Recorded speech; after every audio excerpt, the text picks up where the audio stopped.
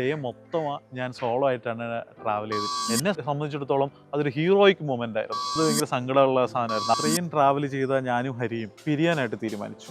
Hi all. അപ്പോൾ ഇത്രയും ദിവസം സന്തോഷത്തോടു കൂടി ഇത്രയും ട്രാവൽ ചെയ്ത ഞാനും ഹരിയും അന്ന് പിരിയാനായിട്ട് തീരുമാനിച്ചു. രണ്ടുപേരും രണ്ട് വഴിക്ക് പോകാനായിട്ട് തീരുമാനിച്ചു. കഴിഞ്ഞ ദിവസവും അതിന് മുമ്പത്തെ ദിവസവും എല്ലാം ഹോട്ടൽ റൂം കിട്ടിയത് വളരെ ലേറ്റ് ആയിട്ടാണ്. അല്ലെങ്കിൽ ഞങ്ങൾക്ക് ഹോട്ടൽ റൂമിന് വേണ്ടിയിട്ട് ഒരുപാട് നടക്കേണ്ടി വന്നിട്ടുണ്ട്, ഒരുപാട് അലയേണ്ടി വന്നിട്ടുണ്ട്. അതും ഒരു കാരണമാണ്.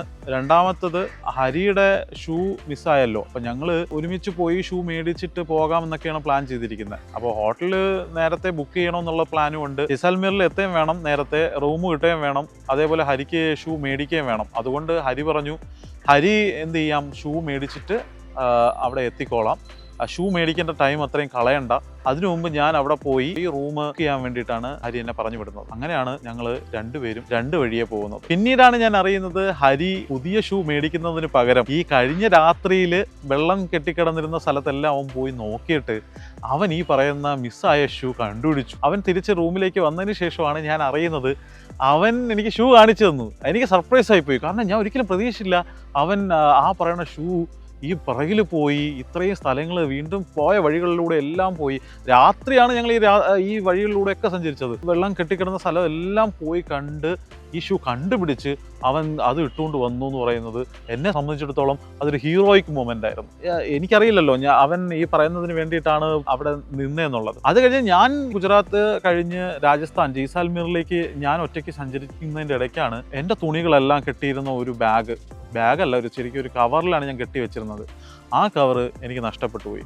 എൻ്റെ ഒരുപാട് തുണിയും ഒക്കെ ആ കവറിനകത്തായിരുന്നു. അതെല്ലാം എനിക്ക് മിസ്സായി പോയി. അപ്പോൾ എന്നെ സംബന്ധിച്ചിടത്തോളം അത് ഭയങ്കര സങ്കടമുള്ള സാധനമായിരുന്നു. അതും ഞാൻ അറിയുന്നത് വളരെ ദൂരം സഞ്ചരിച്ചതിന് ശേഷമാണ് ഇങ്ങനെ എൻ്റെ കയ്യിൽ നിന്നൊരു സാധനം മിസ്സായി പോയി എന്നുള്ളത്. പിന്നെ എന്തായാലും അത് തിരിച്ചു പോയി എടുക്കാൻ എനിക്ക് പറ്റിയില്ല. അപ്പോൾ അങ്ങനെ ഒരുമിച്ച് യാത്ര തിരിച്ച ഞങ്ങൾ സോളോ ട്രിപ്പ് സ്റ്റാർട്ട് ചെയ്യുകയാണ്. ഞാൻ എൻ്റെ സോളോ ട്രിപ്പ് ശരിക്കും എൻജോയ് ചെയ്തു.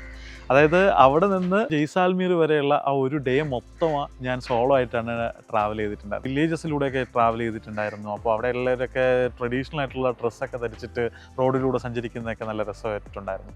ചില സ്ഥലങ്ങളൊക്കെ ഭയങ്കര സീനിക്കായിട്ടുള്ള സ്ഥലങ്ങളുണ്ടായിരുന്നു. അതെല്ലാം കവർ ചെയ്തിട്ടാണ് ഞാൻ ഏകദേശം ഒരു 5:30 ആ ടൈമിലേക്ക് ഞാൻ ഹോട്ടലിൽ എത്തി. അത്രയും ദിവസവും റൂം ബുക്ക് ചെയ്യുന്ന റെസ്പോൺസിബിലിറ്റി ഹരിയുടേതായിരുന്നു. അന്നത്തെ ഒരു ദിവസമാണ് എനിക്ക് റൂം ബുക്ക് ചെയ്യാനായിട്ട് കിട്ടിയത്. ശരിക്കും എനിക്ക് ജയ്സാൽമീറിൽ അത്യാവശ്യം നല്ലൊരു റൂം തന്നെ സെലക്ട് ചെയ്യാനായിട്ട് പറ്റി. ഞാൻ സെലക്ട് ചെയ്തുകൊണ്ടല്ല, പക്ഷേ അവിടെയുള്ള ഹോട്ടൽസ് എല്ലാം ഭയങ്കര രാജകീയമായിട്ടുള്ള ഒരു തീം കൊടുത്തിട്ടുള്ള ഹോട്ടൽസ് ആയിരുന്നു.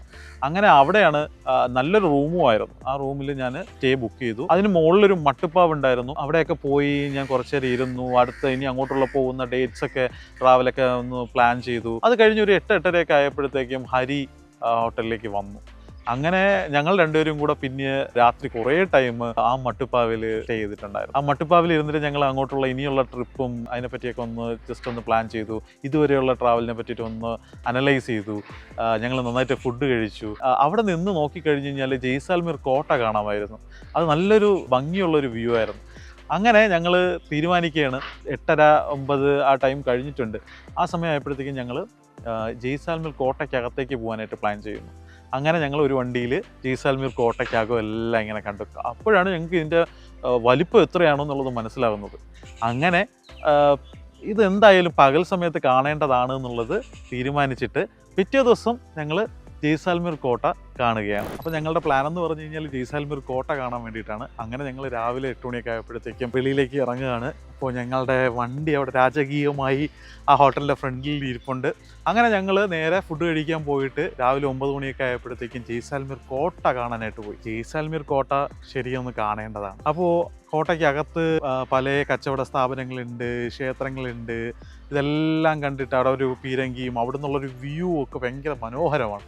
അതെല്ലാം കണ്ടതിന് ശേഷം ഞങ്ങൾ നേരെ ജയ്സാൽമീറിൽ നിന്നും അമൃത്സറിലേക്ക് പോകാനാണ് ഞങ്ങൾ പ്ലാൻ ചെയ്യുന്നത്. അപ്പോൾ അവിടെ നിന്ന് ഉള്ള യാത്ര അത് മറ്റൊരു രസകരമായ ഒരു യാത്രയാണ്. പോകുന്ന വഴിയിൽ ശരിക്കും ഡെസേർട്ടാണ്. ഈ ചെറിയ ചെറിയ പച്ചപ്പുല്ലും ചെറിയ ചെറിയ മരങ്ങളും ഒക്കെ ഉള്ള ഒരു ഡെസേർട്ട് തന്നെയാണ് ശരിക്കും, മണലുള്ള ഡെസേർട്ടിലൂടെ ഞങ്ങൾ എന്ത് ചെയ്യാണ്, യാത്ര തിരിക്കുകയാണ്. വഴിയൊക്കെ ആരുമില്ല, കടകളില്ല, ഇടയ്ക്കിടയ്ക്ക് വേറെ മൃഗങ്ങളൊക്കെ കാണാം ഞങ്ങൾക്ക്. അപ്പോൾ അങ്ങനെ അതൊക്കെ കണ്ടിട്ട് ഇങ്ങനെ യാത്ര ചെയ്യുന്നതിൻ്റെ ഇടയിൽ ഒരു സ്പോട്ട് കണ്ടപ്പോഴത്തേക്കും അവിടെ നിന്ന് കുറേ ഫോട്ടോയും വീഡിയോ ഒക്കെ ആവശ്യത്തിന് എടുത്തിട്ട് ഫ്രണ്ടിൽ ഫ്രണ്ടിലേക്ക് യാത്ര തിരിക്കുക. ഫ്രണ്ടിലേക്ക് പോകും തോറും ക്യാമൽസ് ഒക്കെ വരുന്നുണ്ട്. ചില വില്ലേജസിലൊക്കെ ക്യാമൽ വെച്ചിട്ടുള്ള വണ്ടികളൊക്കെ കാണാം. അതൊക്കെ പുതിയൊരു അനുഭവമായിരുന്നു. അത് കഴിഞ്ഞ് രാത്രി നല്ല ലേറ്റ് ആയിട്ട് ഞങ്ങൾ എത്തിച്ചേരുന്ന സ്ഥലം ബത്തിൻഡ എന്ന് പറയുന്ന ഒരു സ്ഥലമാണ്. ബത്തിൻഡയിലാണ് അന്ന് സ്റ്റേ ചെയ്തത്. പിറ്റേ ദിവസം ബത്തിൻഡയിൽ നിന്ന് അമൃത്സറിലേക്കുള്ള യാത്ര. ആ എക്സ്പീരിയൻസ് അടുത്ത എപ്പിസോഡിൽ കാണാം.